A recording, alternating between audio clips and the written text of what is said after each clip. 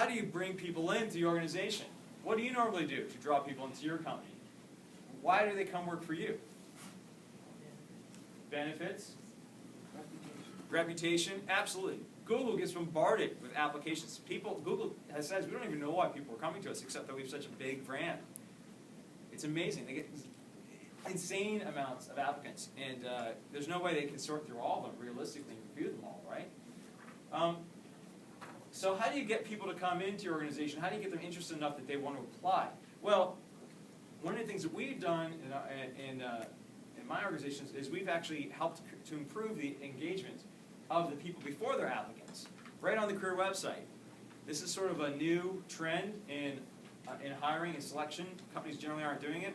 It is a self-assessment tool where they go through a quick little questionnaire that just asks some critical questions that you would normally ask in an interview that would be knockout questions, and also sort of organizational values fit questions that the candidate gets to kind of play this little quick game of 5, 10, 15 questions and find out more about the company and about the job before they ever even consider whether to apply or not. They're just curious. It's sort of fun. So anyone hear of Sunglass Hut? Luxottica is the parent company. Now Sunglass Hut, basically the business model is they have these little kiosk stands in malls primarily, and there's 2 staff manning it, and there's these nice, beautiful sunglasses on these racks, and people are constantly walking by. Most of the hires are, hourly employee types, a lot of transitional working. It's quite seasonal. So their goal is to get people in, get them training, get them on the job long enough that it's worth having hired them and trained them, right? Because there's lots of turnover in this kind of a job. Part of the problem is people think this is really cool. It's a neat job to work in a mall and have you selling really nice sunglasses, etc. But did you know that part of your job as someone who's a Sunglass Hut employee is to constantly monitor the stands to make sure no one's stealing them? So, wouldn't you want to know, before you get too far down the hiring process, how do you feel about having to approach someone who's possibly about to steal a pair of sunglasses and stopping them before it happens? Well, I don't want to do that. I don't have those kind of hard conversations with someone I don't know who's walking. Well, if you don't want to do that, you can't work here. We should never have gotten this far down the process of interviewing. So why not ask a series of questions about, do you like sunglasses?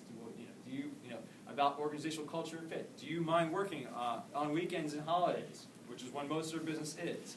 Do you, these sort of things. Because if they're going to say, no, I would never do that, because I don't like to work on weekends or holidays, or no, I would never want to tell someone to stop, let go of the sunglasses and step away, please, then you probably shouldn't work here.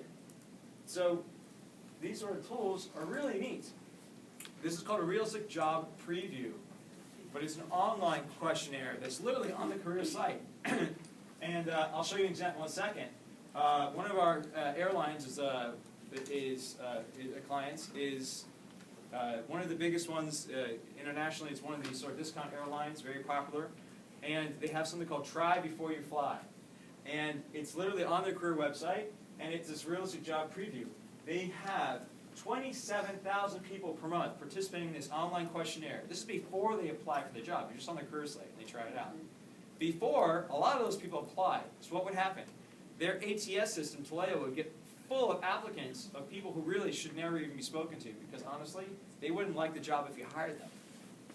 Now they take this questionnaire, and the questionnaire pleasantly encourages them, if they're a good fit, along the way as they answer the question. It gives them feedback. Oh, it's good that you said that you are fine working unusual hours or weekends or holidays, etc., because that's a big part of this job.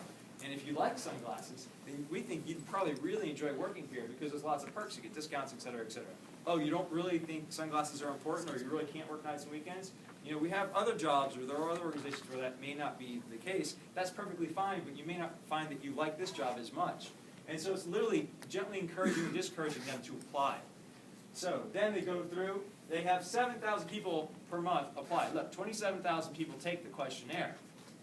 They must be at least considering it or thinking it's a fun game, or they wouldn't try it, right?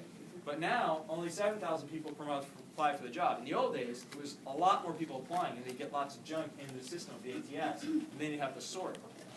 By the way, how many people have heard from friends or family, you've experienced it yourself? I applied for the job online, and they never even emailed me, like nothing. Well, if you reduce the number of people applying for the job in the first place to those who actually might possibly be interested and might possibly like the job, who might, we think, fit and not get knocked out by our disqualifying questions, at least we're reducing it to people who are likely to be a good fit in the first place. This has had a great increase in terms of editing their suitability of applicants, meaning while the number of applicants has decreased substantially, they've increased by 40% the applicants who are applying. They're much better applicants. These are people who actually do want to talk to. And it's a fun, enjoyable, engaging tool for the applicants. Do you guys have anything fun and engaging on your website, careers page? Nope. Not at all. Not at all. Great. This is, the airline is called EasyJet. You can go to their website, easyjet.com. It's a European airline, very similar to JetBlue or Southwest Airlines, something like this, okay? It's a pretty cool thing. Please, if you have 5 minutes, go online, play with it. It's really fun. It's called Try Before You Fly. Just go to the careers page. You'll see the links. Okay, enough about the attraction side. By the way, there's all sorts of attraction methodologies, right, that social media, et cetera, could be used to bring people in. Now imagine you have that little questionnaire on your website, not so complicated, custom to your organization, that actually helps you sort through best candidates. And then you promote that questionnaire through all the social media you do.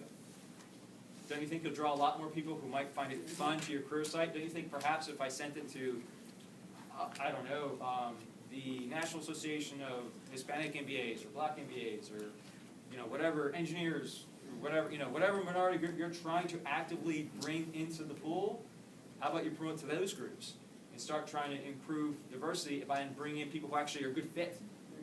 Yeah? Because they probably don't even